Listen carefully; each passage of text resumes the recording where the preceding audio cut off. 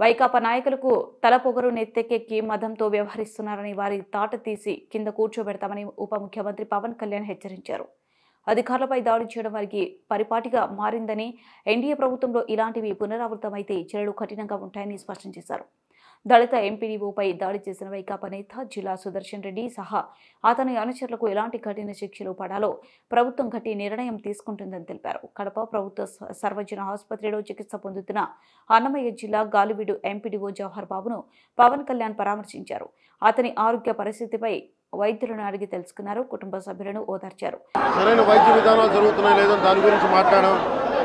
అలాగే నేను ఇక్కడికి ఎందుకు ప్రత్యేకించి ఎందుకు పరామర్శించి రావడానికి ఎందుకు అనుకున్నామంటే, ఇది ఒక్కరి మీద జరగల, రాష్ట్ర యంత్రాంగం మీద దాడిగా చూస్తున్నాం. దీన్ని వైసీపీ నాయకులకి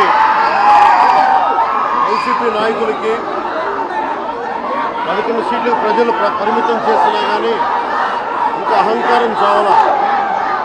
ఈ అహంకారం తగ్గే వరకు మిమ్మల్ని వదలం. ఇతనికి దాడి చేయడం అనేది కొత్త కాదు.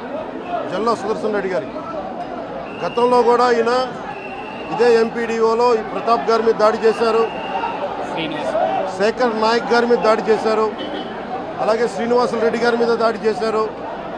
ఇది వీళ్ళ రాజ్యాలు అనుకుంటా ఉన్నారు. ఇష్టానికి మేము చేసుకోవచ్చు.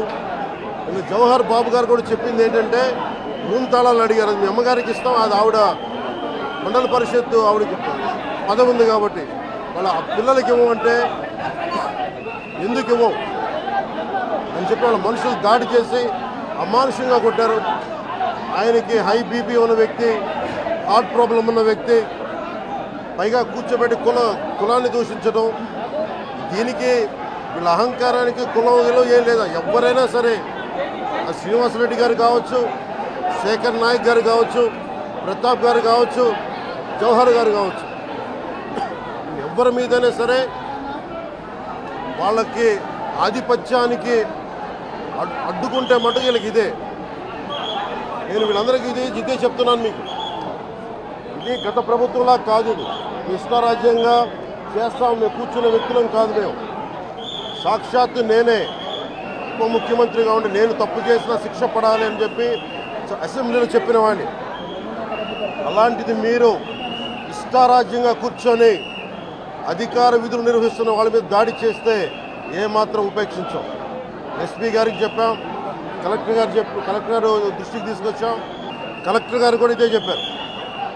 నిన్న కొట్టగానే వెంటనే ఆయన విజయవాడలో ఉంటే ఆయన దృష్టికి తీసుకొస్తే వెంటనే ఎస్ఐని కానిస్టేబుల్స్ని పంపించినా సమస్య సాగల. అదనపు బలగాలతో సిఐతో వెళ్తే తప్ప పరిస్థితి కంట్రోల్లోకి రాలా. ఎలా కొట్టారంటే లోపల గడిపెట్టి మరి ఎవరిని రానివ్వకుండా గడిపెట్టి మరి ఆయన అమానుషంగా దాడి చేశారు. నువ్వు ఎలా వస్తావు ఇక్కడికి? ఎవరో వీళ్ళు చెప్పిన మాటలకి తొత్తులు కావాలి వీళ్ళకి. ఈ రోజున నా దృష్టిలోకి వచ్చింది.